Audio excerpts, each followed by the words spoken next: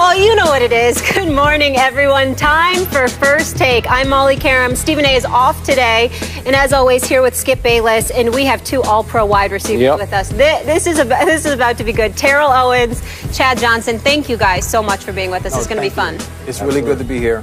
It's really good to be here for you. I love you. It's really, I haven't seen you. You still love me after all these years? I love you. Nothing's going to change. What you say never bothers me. Yeah. And I've always continued to love you. And it's just really good to be here again. Like, seriously. Good. I have missed you, and Terrell won't believe it, but I've actually missed him on the show.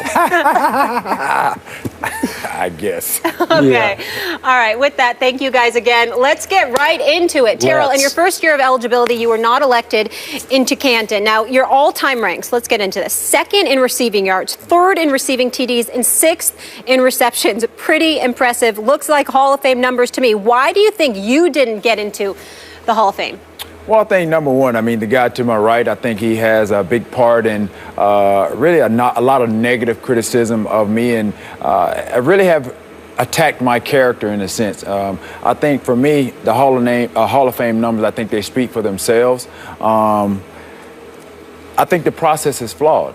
You think about the guys like Skip, a lot of detractors out there, naysayer pundits, and people that really don't know me on a personal level. But again, now we have social media. We have a platform to really speak and really let people in and shed light on really what's the real instead of hearsay and anonymous sources. And so I'm looking forward to today because I manage by the facts. I don't go by a lot of hearsay and things of that nature. And I think that's what a lot of beat writers and journalists, that's what they do. Your thoughts? Hall of Fame is based on accolades and stats and numbers that you contribute in between the white lines. Character, personal issues that people might have with the individual should not be factored in when it comes to making the Hall of Fame. His numbers speak for themselves. He's a first ballot, period, hands down. Now, for whatever reason, there's always a waiting game that has to be played. There's always a waiting game that has to be played. In large part for wide receivers, for reasons I can't really explain. I can tell you, you have to be a certain way. You have to conform and be a certain way your entire career. Conform to the way they feel you should have been, the way you should have played, and it's easy to get in. And by the way, it took Chris Carter 6 times to get in. Yeah. Marvin Harrison got in the other day on his 3rd try, and I could go on and on by how many have been made to wait, including the great Lynn Swan. Just for the record. But my stats are better than those. Way better. There's no doubt. So what is your point when making that? All right. You guys done? You good with your opening statements? I love you. Okay. I love you too. To Terrell's opening point, I do not have a Hall of Fame vote. I know some of the voters from the old days, but trust me, I have not spoken to any of those voters in probably 10 years. There are 46 of them. So I don't have any internal influence in that committee at all that votes upon your election into the Hall of Fame. I have been a critic of yours. Let me preface my argument against you as a first ballot Hall of Famer by saying, even yesterday, my man Nelly texted me, and he said, you know what? You're being too hard on this man, T.O. And I thought about it last night because my man Stephen A. Smith, and we do miss him today, feels 10 times more strongly than Nelly does that I have been unfair and too hard on Terrell Owens. So I've soul-searched about it, and maybe they do have some points. And obviously, if I just glance at your numbers, you are a no-doubt, no-brainer first ballot Hall of Famer. And if I could create a Hall of Fame for the most entertaining players in the history of the National Football League, and I was the director, you would be my 2 first enshrinees, both of you. You would be no ballot Hall of Famers for me as entertainers on the field. You are both incredibly creative and clever and courageous in your celebrations and your skits and daring to go places no one had ever gone before. And I congratulate you both. Trust me, from my heart, I appreciate what you both did in those respects. But I have been extremely consistent in my stance over the last, 8 years since you ended badly in 2008 in Dallas with the Cowboys, that you're not a first ballot Hall of Famer because, in my humble estimation, after doing all of my homework and covering the first team that you played for, that you played a very large part in internally tearing apart 3 very good teams, by attacking publicly and feuding with the head coaches of all 3 teams, the coordinators or position coaches of all 3 teams, and the quarterbacks of 2 of those teams, but you had an issue with your 3rd quarterback and his favorite target, Jason Witten, in Dallas. And we can go through blow by blow all those things that happened. We can walk back through it and go back and forth about it. But to me, I go back to what Bill Polian said the day before this election happened on Saturday. Bill Polian, the Hall of Fame executive who works for ESPN, I have had my issues with him on this show. But he said, as he pushed for his guy, Marvin Harrison, from his Indy days to get in ahead of you, Bill Polian said that the Hall of Fame ought to be for people who made their teams better.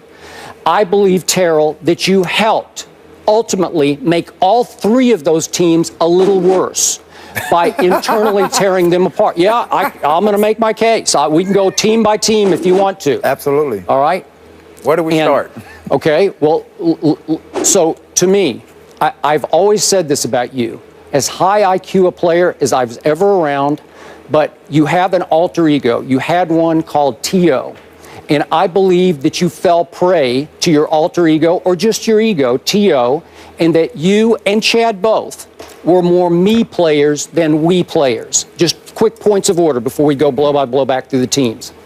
I have always said that Michael Irvin was the most valuable receiver who ever played, more valuable to me than Jerry Rice, because Michael, and I covered his teams, he was the leader of teams that should have won 4 straight Super Bowls and almost won 4, but did win 3.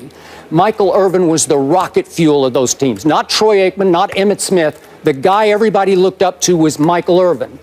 This man had no off-field incidents at all in your career. Am I right about that? You were as clean as a whistle off the field. Michael Irvin was, oh, Lord have mercy, he had trouble off the field, he had demons off the field, but when it was time to play football, he was a wee guy. I've campaigned for years until finally Charles Haley got in. I had all kinds of personal battles with Charles Haley in my day. He had battles with management that were just flat out disgusting in San Francisco. He had demons away from the field. But Charles Haley was rocket fuel. He was a wee guy for those Dallas Cowboy and San Francisco teams, and he won 5 Super Bowl rings. To me, both of you were more me, more self-promoter, more solo acts than you were team guys. And ultimately, it dragged down the teams that you played for. So, Terrell, should we go back to San Francisco? You want to go ahead? You want to jump in? You're welcome. We got time. I dragged down the team I played for. When I got there, we were down. You were? And I think I elevated us to a point of consistency almost. I helped with that. And notoriety. Yeah, well, definitely notoriety. But notoriety only translates into winning to me. It's disqualified unless you win. You said I was a me guy, but I played on a team, which is we. Okay. I did my job to the best of my abilities, week in and week out, adding a little flavor and flair to it to make it fun for a city that had been dead for a long time. Do you think you distracted your team occasionally because you got into things where... I didn't distract my team from anything.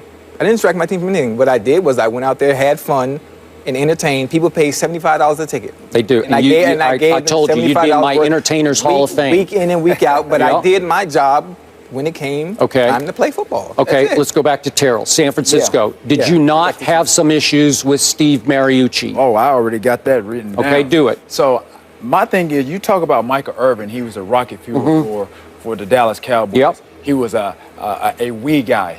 Guess what? He had a coach that could handle Michael Irvin on and off the field. Okay. I had Mariucci. And? He was a rah-rah college coach. He was really kind of segued into a team that was already made.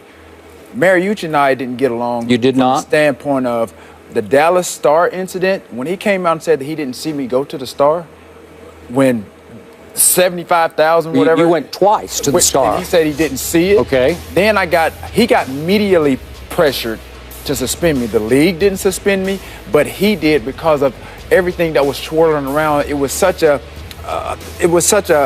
magnified moment that he had no choice but to try to make an example out of me. So from that point along, I lost respect for him in that regard. And then on top of it, there were things that during that time, I could write a book with some of the stuff that went on in that locker room. But on the flip side of that, there was a situation where we all get fined for being late, whatever the case may be. I don't drink. I come to practice hard. I play hard. There's a situation where if you get fined, then you either take the fine or he gives us an option to buy the team lunch. There's this particular situation. I was late. He didn't ask me why, what happened. Anything could have happened. Still Mariucci we're talking about. Right, Mariucci. Okay. Yep. He wasn't concerned about my well-being, but Okay. Jeff Garcia had come in late. There was a number of things. He gave him an option. He gave other players All right, options. that's fair. So I came in late. He didn't give me that option. He just maxed me with the fine. I went upstairs and I'm like, I'm not paying this fine. The only way that I got out of that fine, because I knew it was unfair, I went to Bill Walsh and explained to him exactly what happened. Bill Walsh knew that was unfair. I didn't have to pay the fine. And Bill Walsh was always a big supporter of yours. Absolutely. He knew that it was unfair. So Okay. for whatever reason, Mariucci didn't like Okay. me. He thought I was a bigger. I'll buy that. Bigger than the team, which I didn't. I've always been a we guy. Whether you believe that or not depends on who you ask. Okay. All right, so when I first covered that team, you probably won't remember this, but when I was first in the Bay Area, I publicly supported you until 6 or 8 of your teammates pulled me aside and said, how can you stand behind this guy publicly? He's a cancer for our team. I kept hearing, I don't like that word, There's cancer. 53 to 65 others. I got it. And by the way, So that speaks volumes. And by the way, team? the players who came up to me were both black and white, just for the record, okay? Well, It was okay, split. I like to manage by the facts. So, Okay. I mean, if you're going to say something, attach some names to it. Don't give me hearsay or anonymous sources. All right, that's fair. I have some clips here All right. from Bryant Young right here that defended me my time in San Francisco. Here's a quote. Okay. I have mood swings. That's part of the game. We're all emotional, and we want to win. That comes out sometimes. I had no problem with T.O. whatsoever. Personally, I never had a problem with him. That's from... I know a lot of players who didn't have a problem with you, and a whole lot who did have a huge problem with you. They probably you tended didn't even to matter. split teams, to polarize. You were a force of nature in locker rooms and huddles. You were. I was a force on the field, and that's You all were. that should have I mattered. agree. And that's what I would tell when I first fought with the other players. I would say, this man plays with rage on the football field. This man plays every play like it's the last play of his life. So what was the problem? Okay, the problem was, okay, so you lost a game in Chicago. Remember this one? Where Yeah, we were up. You were and up. And Yep. Dick Geron was Mariucci's best buddy. He was his buddy. Exactly. And that's after why the game, you went after Mariucci Right. to the media and said he took his foot off the gas Absolutely. so he wouldn't rub it in on his good buddy Dick Geron. Right. Right. You see how a lot of games nowadays are you think you're winning the game, Okay. and you end up at the end and you lose it. Okay, but what? I don't play the game for friends and Okay, buddies. but it always came on. Okay, go ahead. When I'm on that football field, I don't have any friends. If me and Chad are friends off the field, if I'm going against him between the lines, that's an enemy to me. That's how Okay. you feel? That's an enemy You to me. never told me that. But when we're off the field, we're buddies. We can go get caramel macchiato and all this other stuff that you go order. But I play the game to wouldn't win. like that. That's me being a we guy. Okay, I got it. In this instance, that's Mariucci being an I guy. Okay, but it always came off to me, my personal opinion, that you were blame deflecting and finger pointing so that the finger wouldn't point it at you. It was always, you didn't throw me enough balls. You dropped a lot of balls. You led the league in drops 3 times. You dropped some big balls for Mariucci's team. Exactly. In some of those times, in one of those years that I dropped a lot of balls, you and a lot of other people didn't know I had a broken hand, a broken finger. Okay. If I was an I guy, I would have said that. But Okay. you didn't know. You don't know All right, that till now. I accept that. Now let's go to your quarterback, Jeff Garcia. He threw you 50 touchdown passes in San Francisco. I should have had 70. Okay, and you should have had 70. Was he an overachiever? He was. But he Absolutely. was a pretty great overachiever. Absolutely. I got to give him that because Absolutely. he got every ounce out of what ability he had. Absolutely. But you were hard on him. You campaigned for Tim Rattay, who wasn't that much better, if any, than Jeff Garcia to be the starting quarterback. You know you did, game after game. If only we had Rattay. Okay? Why? Really, if I said that, then I was speaking for the locker room. Okay, fair enough. But again, that's splitting a team apart. That's not splitting a team apart. How you figure that? Then the Playboy interview, you took a shot at Jeff. And Just one guess thing. what? I did, and I've apologized to You Jeff have, for that. okay. So again, with that, But there we go again. Okay, and then you showed up Greg Knapp on the sideline in Minneapolis and Minnesota. And did not Tom Brady do that to his offensive coach? But I thought... Why? Why is it different? I thought you were taking the focus off the fact that Randy Moss was showing you up on the field that day. So why is it different when I did it? Because Tom Brady has done it. There Why? were so many of these incidents. What difference does it make? It's an emotional game. Okay. He's done it to some of his own players. So that makes him better than me? Okay, that makes his passion. That makes his passion a little bit more than mine. I don't see Brady do that often. You just mentioned he one time. He got into it with Bill O'Brien as quarterback coach. You just mentioned it one time. Okay. That was Greg Knapp. How many tirades did you throw after games when you were upset you didn't get enough balls thrown to you? Did we lose? Probably so. So that means I didn't get the ball enough. Okay. If I'm the go-to guy, I'm the playmaker on my team, then I did not get... It's just like Kobe in his prime. If they lose, he didn't get enough touches. But basketball is different because you have that liberty to take over the game. You should have been a basketball player. I think you'd have been happier being a basketball player. Not good. I know, I got it. But he's pretty good. He can't play in the NBA, but he's pretty good. He sucks at basketball. You can't play in the NBA at 6'3". You couldn't even play in high school. You averaged 1.4 points a game in high school. So what's that have to do with this conversation? What does that have to do with... You just brought it up. He brought it up. Can he play in the NBA? Not a chance. Thank you. What? Not a chance. Of course you would side with him. No, but it's not about him, but you suck. Seriously. No, I don't. What? I don't think he sucks. Anyway, but back your to the topic at mentality hand. is basketball mentality, because in basketball, you can get the ball in your hands just pretty much whenever you want it. And exactly. Right? And a number of my drops were due to the fact that I wanted to do so much for my team that I literally dropped the ball because of lack of concentration. But again, a number of those years that you said that I led the league in drop, you have no idea why that dropped. Okay. But I just told you, I played with a number of injuries. So does just about everybody. Yeah, me too. Right? Because I played with a broken heart for 10 years.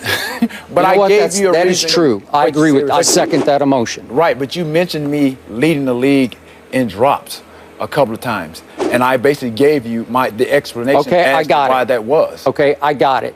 Let's move on to Philadelphia.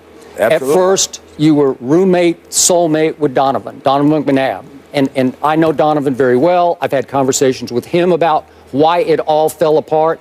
But it really, really fell apart, and it split apart the Eagles ultimately. You versus Donovan McNabb. I know you had issues with contracts, and you felt he didn't support you. He was too much of a company man. Your thoughts? Well, my thing is, I came there for one reason only. They wanted me to help them get beyond the NFC Championship, in which they had done it and tried it that is 4 true. times in a row. I agree. They felt that I was the missing piece. You were.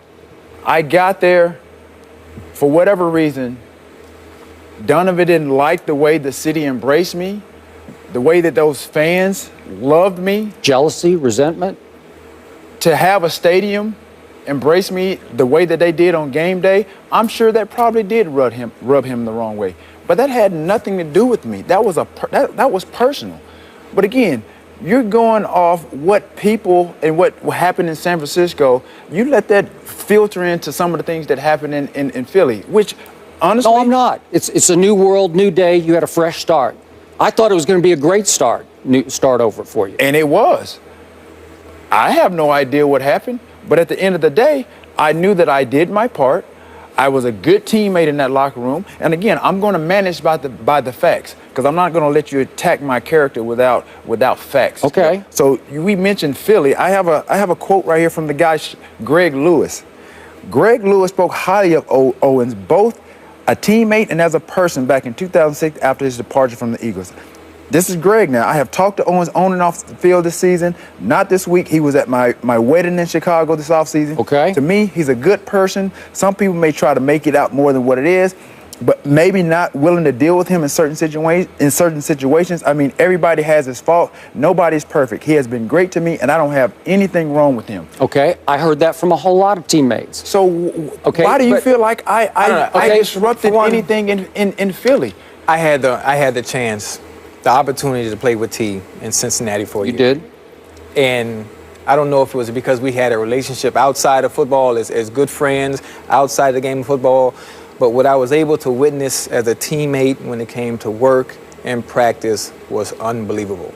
It was unbelievable. No doubt. I don't doubt it at all. It was refreshing to see the person that played in, Okay. person that played in Philly, San Francisco, and I understood the way the numbers look at the end of the day. After watching them practice and watching them play, I understand where everything came from. You know, all of the rumblings of bad teammate and all that stuff, I have no idea where it came from or how it came about, because my time, even though it was short-lived with him in Cincinnati, was awesome. Okay. And the thing is, in Philly, could I have done some things different? Absolutely. I wish I was in a more of a mature mindset that I am now, to have communicated more so with management or Donovan for that matter. I wish we could have been men to work it out. But for whatever reason, that didn't happen. Like I said, it didn't have anything. I was not jealous of Donovan. I wasn't envy of Donovan. Anything. People in that locker room, when I got there, they pulled me to the side. Just like you say, you had guys pull you to the side. I've had players that pull me to the side, like, dude, you're nothing like I thought you were, or what the media has said you to be. And so for me, I've had to live with that throughout the course of my career. But at the same time, I didn't allow that to deter who I was and what I did on the football field. To sum up Donovan McNabb, are you saying it was more his fault than yours?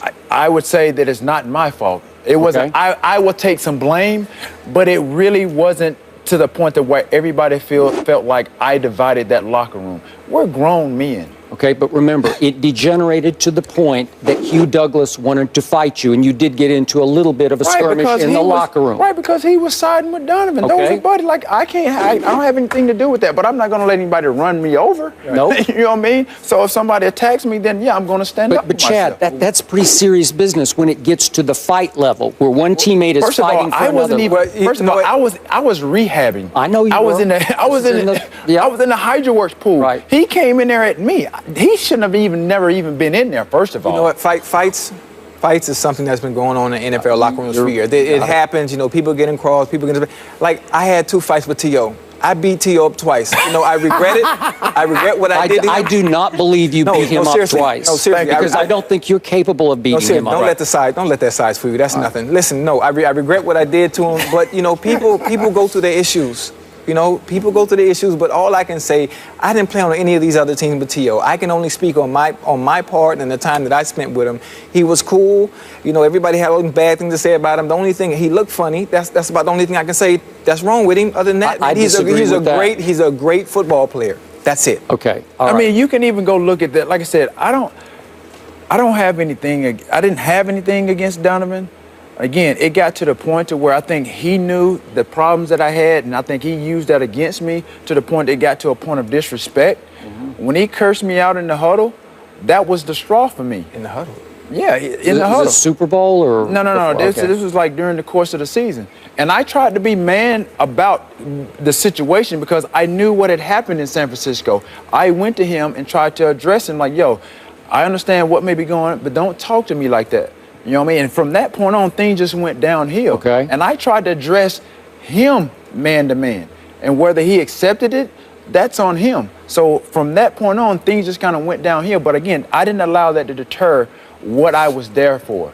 And that was to help the team get beyond the NFC Championship that they didn't reach 4 times in a row and get to the Super Bowl. But it got so bad that after the Super Bowl loss to New England, 24-21, you said, and it was a little cryptic, but you said I wasn't the one who got tired. No. Right? Freddie or Hank Fraley had mentioned that in an interview. And I reiterated what they said to the guy that was interviewing me. That's what happened. I never sparked that conversation. Okay. And I said... Were you referring to Donovan? Everybody knew that's what Hank and Freddie was talking about. So if anybody should have been out of shape, it should have been me or throwing up in the huddle. I hadn't practiced consistently for like 6.5, 7 weeks. I did what I did to help win the game. Okay, we got it. Okay, so you end up in Philadelphia getting suspended, then deactivated for the rest of your time. Not a pretty ending to what could have been a fairy tale story, right? Absolutely. Okay. Absolutely. And I wish things could have ended differently. Okay, but it didn't. Okay, now Jerry Jones says, against Bill Parcells' best wishes, which might have doomed you from the start. I don't think Bill wanted you there from the start. Did you get that sense? Yeah, I did. Okay. Once I got there, initially I didn't. Okay. And then there was a developing issue, as I was told, between you and Todd Haley, your receivers coach, over how many times Tony Romo was throwing to Jason Witten. Am I right about that, or am I exaggerating that? Well, first of all, we had a policy where things are supposed to be kept in-house. Might I remind you, this is my 3rd team. So don't think that I'm an idiot to know that I've already had 2 stops and I've had issues. So anything that happens internally from here going forward, I felt like it should have been between us. But somehow, some reason, the things that were talked about amongst us got outside of that locker room, and it wasn't through me.